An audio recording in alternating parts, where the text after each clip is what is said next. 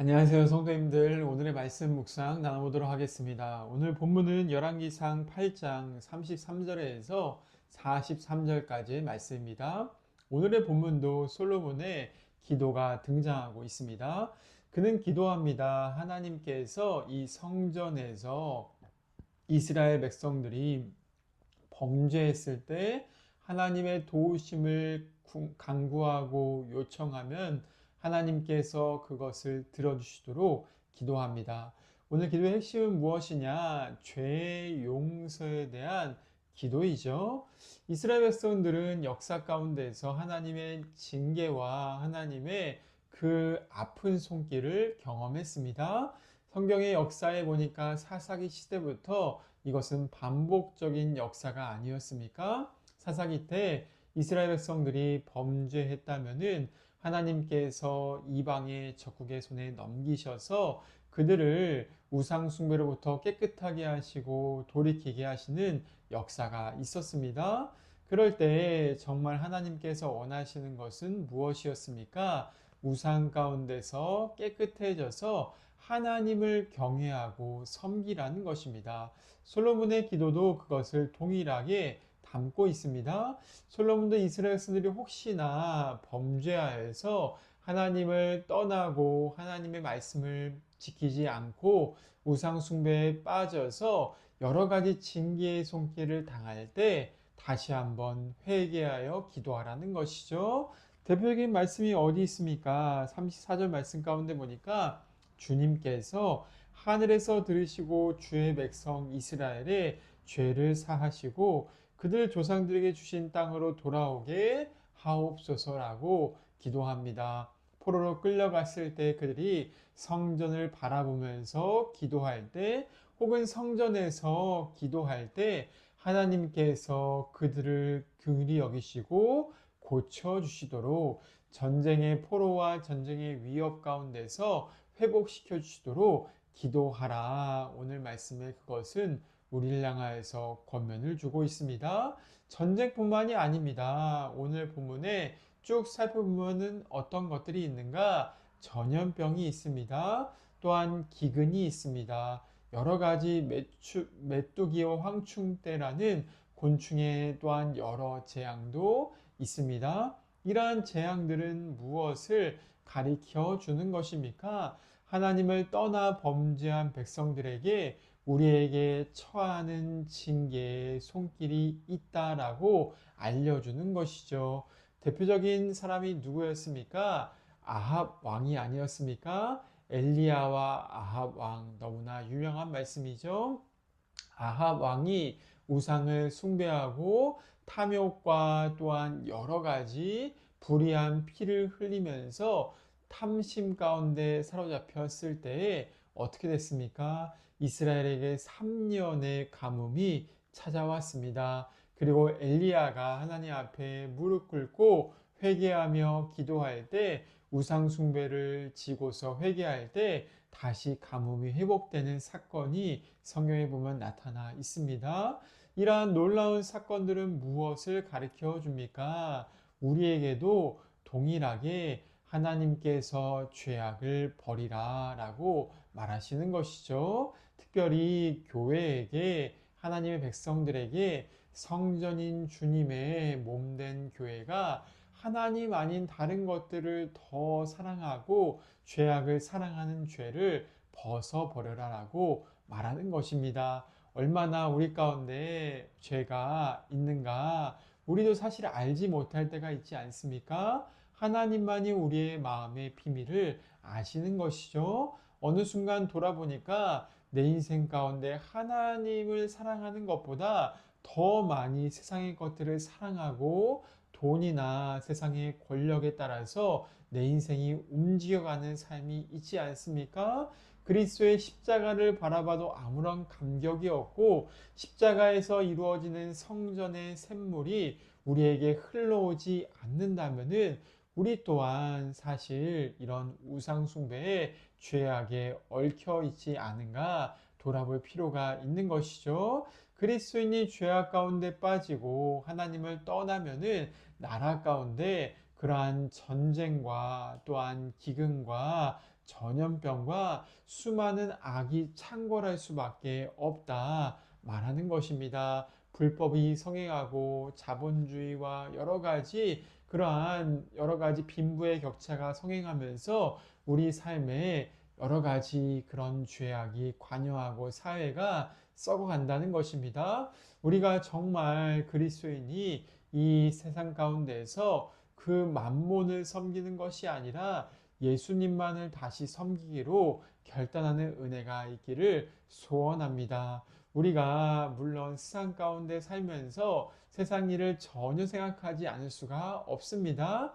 그러나 우리의 마음의 중심, 마음에 정말 섬기는 분이 누구인가? 하나님이신가? 오늘 성전의 기도는 우리를 향하여서 그것을 돌아보라고 말합니다. 또한 이렇게 이스라엘 백성들이 성전 가운데 회개하고 기도하면은 어떤 일이 일어난다고 말합니까? 오늘 말씀 가운데 보니까 41절에 먼 지방에서 이방인이 와서 하나님의 이러한 소식을 듣고 성전의 위대한 소식을 듣고서 하나님께 기도하기 시작한다 말합니다. 솔로몬은 이 성전 가운데 하나님의 백성들, 성도인 교회들만의 회개가 아니라 무엇이 있을 거라 예언하는 것이죠. 선교의 사건이 있을 것을 예언하는 것입니다.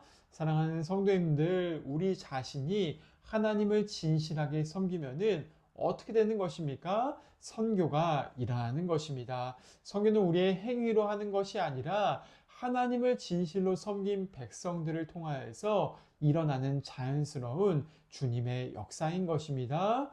엘리사에게 누가 찾아왔습니까? 나아만 장군, 아람에서부터 나아만이 하나님의 살아계심의 소식을 듣고 나와서 기도를 요청합니다. 나병을 고침받습니다. 그럴 때 어떻게 됩니까? 살아계신 하나님만을 섬기기로 그 나아만 장군이 결단하게 됩니다.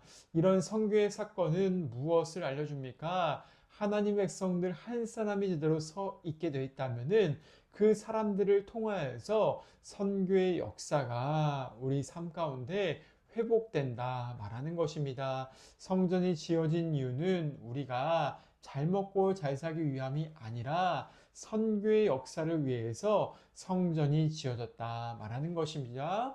교회의 사명이 무엇입니까? 교회의 사명은 선교인 것이죠. 교회의 목적은 하나님을 진실하게 섬기고 예배하기 위함이지만은 교회의 사명은 선교인 것입니다. 그 두 가지는 뗄래야 뗄 수 없는 사건이죠.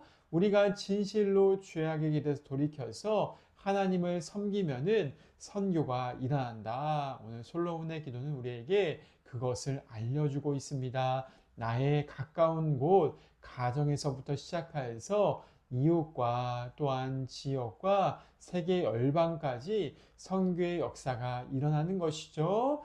예루살렘과 사마리아와 땅끝까지 이르러서 선교의 역사가 일어나는 것처럼 오늘도 우리의 삶 가운데 하나님을 진실하게 섬기기로 결단했을 때 주님은 우리 삶을 통하여서 놀라운 주님을 알리게 되는 역사를 허락하여 주실 것입니다. 오늘도 이 간절한 주님의 선교의 사명이 성전에 지어진 사명이며 또한 우리 교회의 사명임을 다시 한번 기억하시면서 오늘도 주님을 바라볼 수 있기를 축원드립니다. 우리가 주님을 바라보는 진실한 마음으로 선교의 역사를 다시 회복해야 될 때가 아니겠습니까? 교회가 선교의 역사를 잃어버리고 나라 민족 가운데 영향력을 끼치지 못하고 더욱더 나라가 혼란 가운데 있는 것, 그것은 우리가 사실은 주님을 진실하게 섬기고 있지 않은가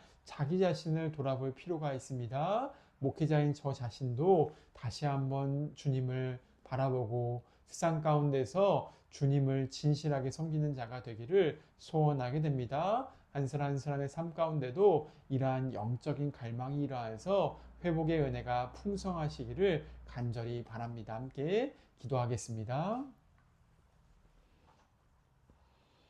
하나님 아버지 감사합니다. 주님 이 시간도 오늘의 솔로몬의 기도를 통하여서 다시 한번 주님 앞에 나아갑니다.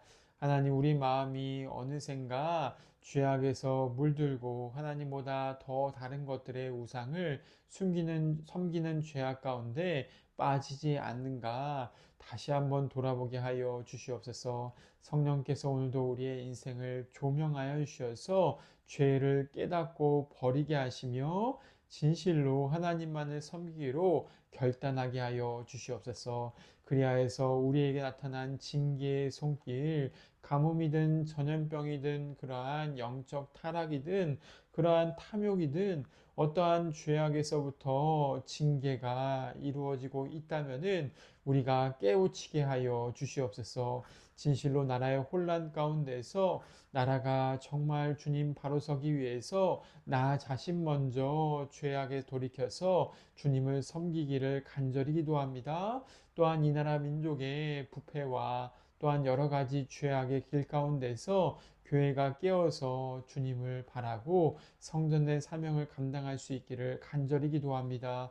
우리에게 그 은혜가 회복되게 하여 주시옵소서. 그리하여서 나 자신과 또한 우리 교회가 성교의 사명 다시 한번 감당할 수 있는 은혜가 열리게 하여 주시옵소서. 나 자신에게서부터 시작하여서 가족과 이웃과 지역과 땅끝까지 성교가 일어나는 하나님의 약속이 성취되는 그러한 역사가 있기를 기도합니다. 주님 은혜를 허락하여 주시옵소서. 감사드리며 예수님의 이름으로 기도드립니다. 아멘. 오늘 하루도 평강하세요.